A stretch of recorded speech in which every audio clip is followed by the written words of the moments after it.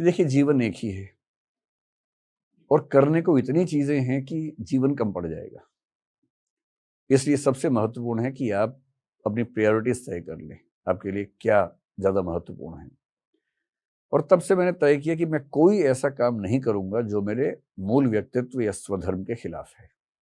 ऐसा कोई भी काम, चाहे वो उस समय पॉलिटिक्स थी, हालांकि अब तो मेरी स्किन इतनी थिक हो गई है कि अब शायद वो स्थितियां मुझे परेशान नहीं कर पाएंगी आज के समय में, उस समय करती थी।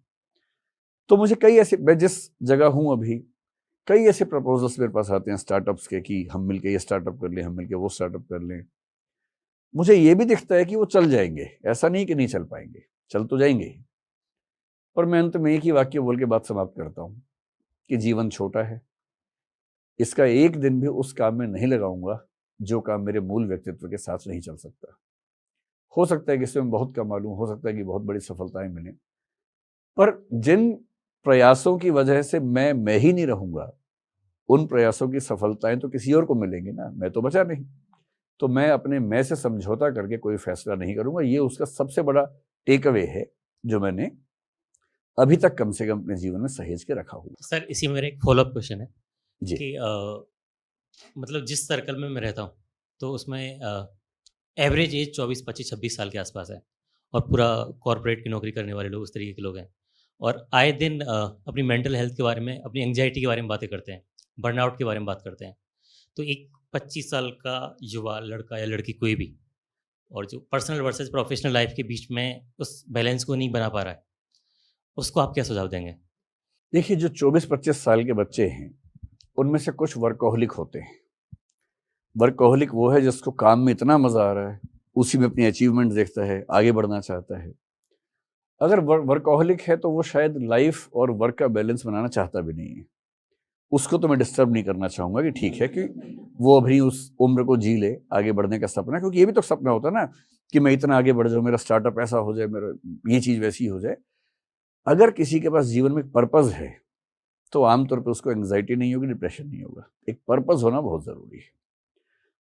पर्पज नहीं है तो दिक्कत है। एक लोगोथेरेपी नाम का कंसेप्ट चलता है, कभी नेट पे सर्च कीजिए। एक बहुत प्रसिद्ध मनोवैज्ञानिक ने इस पे काम किया। इकिगाई आपने एक किताब का जिक्र पढ़ा होगा, उस किताब में भी इस थेरेपी का विस्तार में जिक्र है। अगर जिंदगी में एक पर्पज आपके पास वेल डिफाइंड है तो आमतौर पर आप इन दिक्कतों से मुक्त रहेंगे। इससे जो वर्कोहलिक लोग हैं, चाहे नरेंद्र मोदी हो, केजरीवाल हो, ऐसे बहुत लोग हैं, सब वर्कोहलिक लोग हैं। इनके जीवन में कुछ सपने हैं, उन सपनों को पूरा करने के लिए शायद 25, 30, 40 साल से अभ्यास कर रहे हैं, मेहनत कर रहे हैं, थकते भी नहीं हैं, डिप्रेशन में भी नहीं जाते हैं, क्योंकि पर्पज उनके जीवन में है। ऐसे कोई वैज्ञानिक हो सकता है, ऐसी कोई साहित्यकार हो सकता है, दार्शनिक हो सकता है। लेकिन यदि आप उस तरह के बहुत पर्पस वाले व्यक्ति नहीं है, मेरा मतलब कोई एक खास जुनून आपके जीवन में अगर नहीं है, तो बैलेंस ही ठीक से जीवन जीने का अकेला तरीका है। और बैलेंस क्या है? अगर आप नौकरी को नौकरी समझ के कर रहे हैं तो आपको कुछ चीजें अपने जीवन में और तलाशनी ही होंगी। गुड़गांव में सबसे ज्यादा लोग, यंग लोग काम करते हैं और गुड़गांव में स्टैंड अप कॉमेडियन का बिजनेस सबसे ज्यादा चलता है, क्योंकि वहां तनाव इतना ज्यादा है कि हंसी का बाजार सबसे ज्यादा वहीं पर है। हंसी का बाजार उन मोहल्लों में कभी नहीं मिलेगा जहां लोग वैसे ही हंस लेते हैं, जहां तनाव उतना नहीं है। यहाँ तनाव ज्यादा है तो हंसी एक उत्पाद है, एक प्रोडक्ट है, एक बाजार है।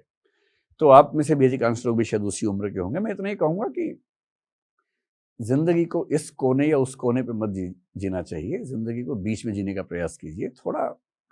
थोड़ी मौज, थोड़ा मजा, थोड़ा काम, अच्छे रिश्ते हों जीवन में। कम से कम एक या दो अनकंडीशनल रिलेशंस अगर आपके पास हैं, अनकंडीशनल का मतलब जो आपको जज नहीं करते, जिनकी सपोर्ट के लिए आपको सोचना नहीं पड़ता कि सपोर्ट करेगा या नहीं करेगा, जिनके बारे में आप जानते हैं कि इसके लिए इतना ही काफी है कि मैं एक पक्ष हूं इस डिबेट में, तो ये नहीं पूछेगा कि तुम सही तरफ हो कि गलत तरफ हो, वो कहेगा तू है तो मैं तेरे साथ हूं, बात खत्म।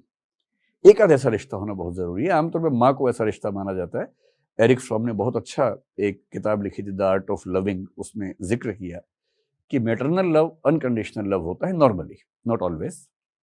और पैटर्नल लव जो है, बाप का जो प्यार है, वो जजमेंटल वाला प्यार होता है, वो कंडीशनल लव होता है कि बेटा इतने नंबर लाओगे तो साइकिल देंगे, इतने लाओगे तो मोटरसाइकिल देंगे, इतने लाओगे तो रिक्शा देंगे। तो इस तरह का जो प्यार होता है ये कंडीशनल प्यार है।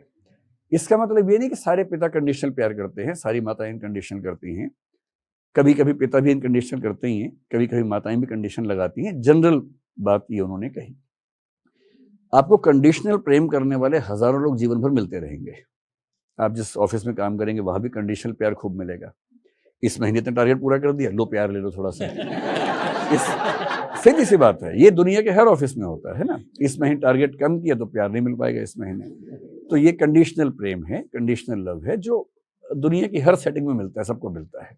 ठीक है, जैसे पॉलिटिक्स में भी होता है कि तुमने इलेक्शन जितवा दिया, लो प्यार ले लो भाई। इलेक्शन नहीं जितवाए तो प्यार नहीं मिल पाएगा। लेकिन एक आध ऐसा कोना अपना ढूंढ के रखिए जहां कोई आपको इसलिए प्यार ना करे कि टारगेट पूरा हो गया, नौकरी मिल गई, पैसे तुम्हारे पास हैं, या तुम्हारे पास रसूख है, या तुम्हारे ट्विटर हैंडल पे 2000 फॉलोवर्स हैं, या तुम्हारे यूट्यूब पे 1 लाख सब्सक्राइबर्स हैं, जो इन सबको देख के प्यार ना करे, इन सब से इर्रिस्पेक्टिव होके आपसे प्यार करे। ऐसा एक भी रिश्ता जिंदगी में है तो जनरली आप डिप्रेशन में नहीं जाएंगे। डिप्रेशन में वो लोग जाते हैं जिनके पास आमतौर पर ऐसे रिश्ते नहीं होते, या उस समय कम से कम एक्टिव फॉर्म में नहीं होते हैं। तो काम कीजिए जम के, और काम को एंजॉय करने की कोशिश कीजिए। अगर काम को एंजॉय नहीं कर रहे हैं तो अपने बॉस से बात करके थोड़ा सा ट्विक करवाइए काम को, कि मैं अगर ये काम करूँ ज़्यादा बेहतर काम कर पाऊंगा या कर पाऊंगी। हो सकता है आपकी नेचर का काम मिले, स्वधर्म के अनुसार काम करेंगे तो अच्छा भी लगेगा, ऐसा होता है। और काम के साथ साथ शाम को थोड़ा स्टैंड अप कॉमेडी देख लीजिए, कभी थोड़ा इश्क विश्क करते ही होंगे आप लोग इस उम्र पे, है ना। और नहीं भी करते तो करना शुरू कर दीजिए, बहुत ज़रूरी है। उसके बिना तो जीवन का क्या मतलब है।